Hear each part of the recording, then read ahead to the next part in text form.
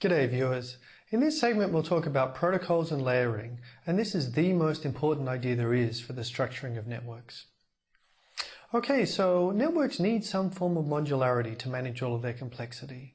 If you think about it, there are many different functions that you know exist in networks, and I've listed some here. Setting up all kinds of connections, finding the path through the network, reliability, all sorts of things to do with how fast you can send information depending on how many users there are and what network you're going through, security, management of the network so that you can easily add new hosts as it changes, and so forth. That's a lot of complexity. All of this, by the way, underlies the simple action of clicking and getting a web page back. So there's a lot of mechanism underneath to make that happen. Well, what we need is some form of modularity which will help us manage that complexity and allow us to reuse a lot of network functionality across many different settings. That is exactly what protocols and layering give us. Protocols and layering are the main structuring methods which are used to divide up the functionality of networks. So the way protocols and layering work is that each instance of a protocol, now you might think of this just as an object being an instance of a class, for example, it talks virtually to its peer protocol instance, which is on a different host elsewhere in the network. But the catch is, to talk virtually to that peer instance, the protocol is only allowed to use the services of a lower layer protocol on the same host. That all sounds a little mysterious maybe, so let me just try and draw a diagram to explain that. Okay, so let's see, here is a protocol instance. I'll write X to mean this is an instance of protocol X. Now, this protocol instance wants to talk to another protocol instance, X, on some other machine. To do that, it will use the rules of protocol X. So it will only exchange messages of protocol X and so forth. But I've dotted this line because there's no direct communication path between here. These are on different machines, these protocols. So how do they talk? They use the services of a lower layer protocol, in this case protocol Y. And protocol Y is similarly going to virtually talk to its peer, an instance of protocol Y on another machine using protocol Y. So X will locally on a machine use only the services of Y. Let me clean this up. So here's maybe a little bit of a clear diagram. What you should take away from this is that, so here's one host, by the way, if I just draw here, node 1, here's another host, node 2. So on this diagram, the layering is happening vertically as each protocol instance talks to the lower layer protocol instance, and the lower layer talks back to the upper layer when things are received from the other side. The protocols are designed horizontally. They're really specifying the form of interconnection between the two different systems. Of course, I still haven't really gotten to the bottom of this picture because we don't know how protocol Y really communicates. We see the virtual communication, but what's going on? Well, this is what's going on. The same thing happens again. The protocol Y communicates using the lower layer protocol. And when you do all of that, you get what's called a protocol stack. So here is a protocol stack.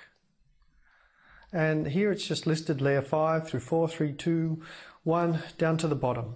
What's going to happen at the bottom? Well, at the bottom where it's labeled physical medium, this is really just a wire, or something like a wire, such as a fiber optic cable. This is the medium which carries whatever message as electrical signals from one side to the other, and then layer 1 is going to interpret that as a message. So by acting in this form, we've got a higher layer protocol such as layer 5 being able to virtually communicate with its peer instance here without really knowing what's going on anywhere below layer 4.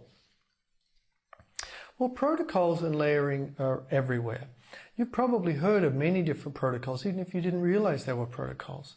I'm thinking of things like TCP/IP, 802.11, Ethernet, HTTP, SSL, DNS, and many, many more, some of which we'll come across in this course. They're all protocols.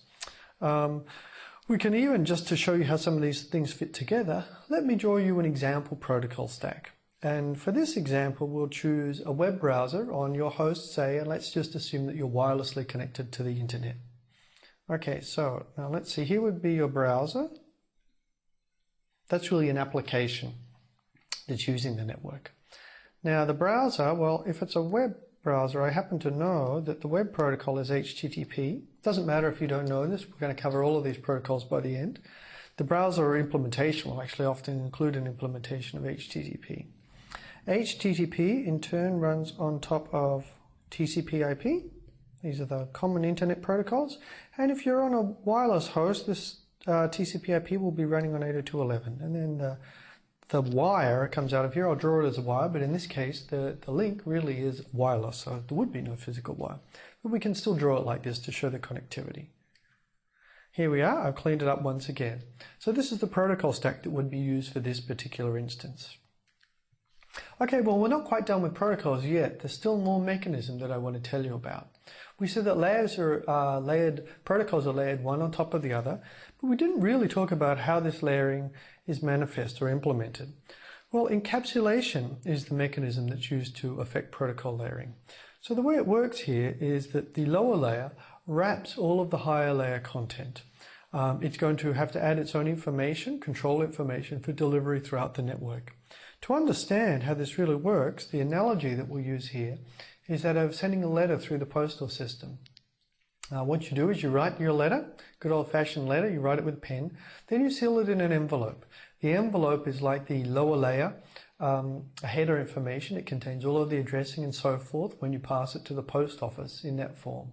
The post office only then needs to use the lower layer information on the envelope to get the letter to the other side. And at the other side, the envelope is extracted. The letter is extracted when you open the envelope. Actually, there are probably even other lower layer protocols in here. Letters going to the same destination may be all bundled together so that they can be routed, in an airplane or a truck all at once and so forth. So this is what's going on with encapsulation. We can draw some pictures to show you what would happen with our example protocol stack here if we send messages through it. So let's see what happens. Well, at the top, HTTP, we're just going to start with a message. Okay, now, HTTP will pass it down to the lower layer. What will happen at the TCP layer? Well, here is the HTTP message. The TCP layer will add, well, actually, I should draw it like this. It will wrap it and add its own control information at the top. It'll then pass it down to the IP layer. Here that blob is. What will happen? The IP layer will wrap it and add its own header. That will then pass it down, and guess what will happen again? There it is. The 802.11 layer will wrap it and add its own header. Wow, this is a little tricky to draw boxes inside boxes, so I'm going to clean that up for you. And here you are. Look carefully at all of those different boxes.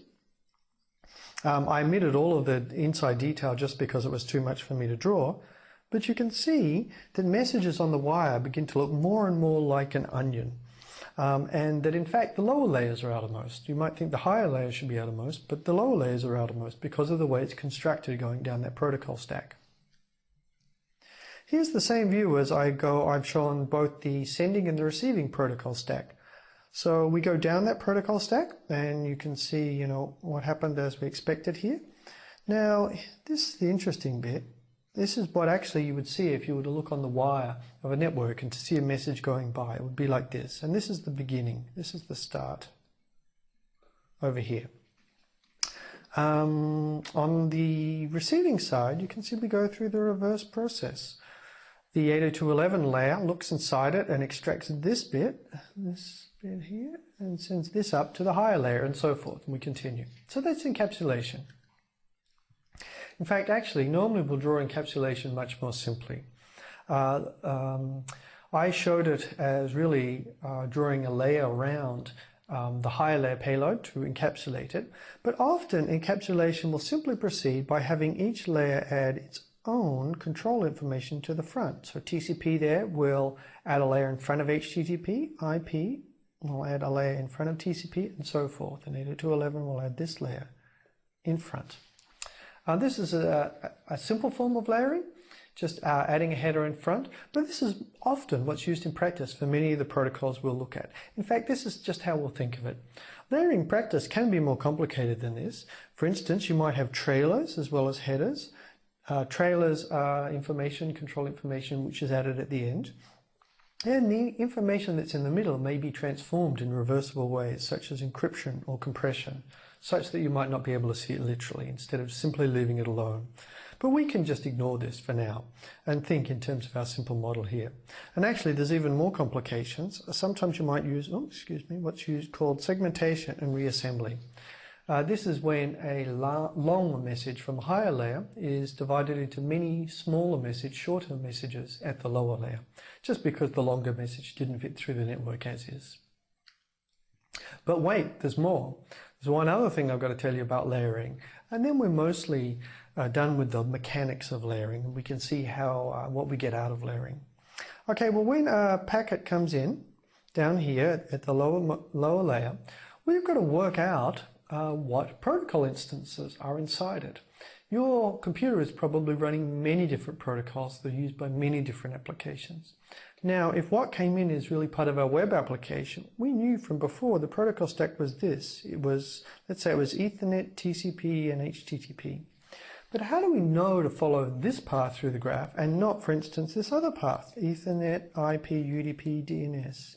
This other path is a real path. It's something that's used for DNS traffic to translate host names to IP addresses. Well, how are we going to do this? Think about it for a moment and see if you can work out the answer. Okay, you ready? Well, this is what we would do. In fact, what must happen is that each layer includes inside it some control information to identify the higher layer. So as the packet comes in here, we know it's Ethernet here simply because Ethernet, all messages on this network are Ethernet if it's an Ethernet network, say. But the Ethernet header will have a little bit of information that says go this way to IP. In Ethernet, this is actually called the ether type value. Now, then as IP processes, IP will look inside its control information. There'll be a little bit of information. It's actually the IP protocol field, which says go this way to TCP. And inside the TCP header, there'll be a port number, which says go this way, which will happen to be HTTP. This information in each protocol layer is what's called a demultiplexing key, because it helps us undo the multiplexing and go back up the right route. Okay. Well, now let's see how we can gain some advantages from layering, now that we've gone over its mechanics. Layering, the key advantage it gives us is information hiding, and through that, reuse. So imagine we have our browser and server application here, our good old web browser. You could run it on a protocol stack like this. Well, all the browser knows is that it's talking to HTTP here. But let's say you happen to run HTTP on the protocol stack TCP, IP, and Ethernet.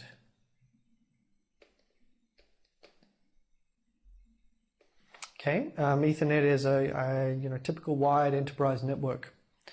You could similarly run the same web browser on a different protocol stack. Let's just say we want to run it on TCP, IP, and 802.11 because this is a wireless host. Wonderful. The web browser doesn't actually either know or care what it's running on at the lower layer, and this is a tremendous advantage because it would be terrible if we had to write our web browser differently depending on all of the details of the protocol stack. By hiding information, we're getting a lot of powerful reuse out of it. There it is cleaned up. Oops, I chose the sides differently. Doesn't matter. And we can also gain further advantages. You can use this information hiding to interconnect different kinds of systems. So imagine over here we have the browser. It happens to be running on an 802.11 network. Well, the server, that happens to be running on an Ethernet network. Doesn't matter with our protocol layering system. This is what we can do. Here, we'll have the 802.11. It must talk to a peer 802.11 box.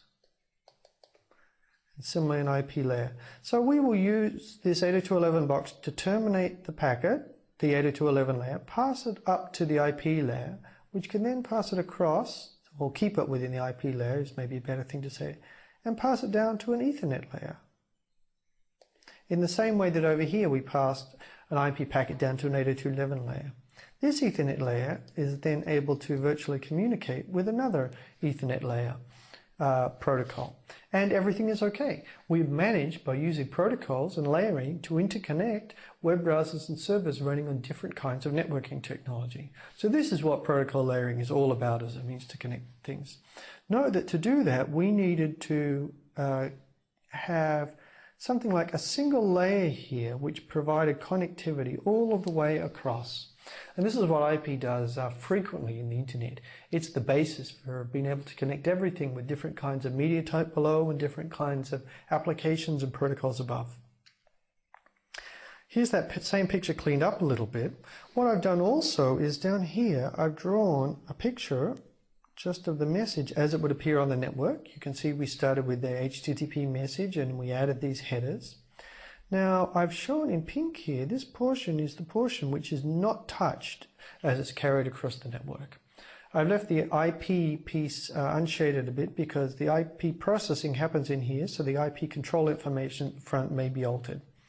And similarly, we can see as we go across, actually, this 802.11 will be taken off, and this Ethernet portion here will be added as we go on the other side. But all of the information in the middle that we cared about, the TCP and HTTP, will be passed unaltered. And this is what is providing us with virtual communication between the browser here and the server here. So that's protocols and layering. Just to round out our notion of protocols and layering, I'll tell you that there are some disadvantages to layering. It's not all roses. Here are two disadvantages. The first disadvantage is that layering, adding more modularity, adds a little bit of overhead. If we knew, for instance, that our protocol stack went HTTP, TCP, IP, and Ethernet, maybe we could devise a custom header which had all of the necessary functions in one, and it would be shorter. So we definitely lose a little bit of efficiency. Often this is a minor concern. If you're thinking of large packets, the overhead of layering is small, in some small number of percent. Now, on the other hand, so that was this, adding overhead. A bigger concern probably is that layering hides information. We said that our web browser now doesn't know whether it's running over a wired or a wireless network. Well, you know, that allows us to run the application, it's true, but your application might care whether it's running over a wired or a wireless network, because really they're quite different. On a wireless network, the bandwidth is much more variable and you could be changing locations all of the time. This is something that an application would like to know. So information hiding is a disadvantage of layering. Okay, but the point is, now you know about protocols and layering, the key mechanism that's used to structure computer networks.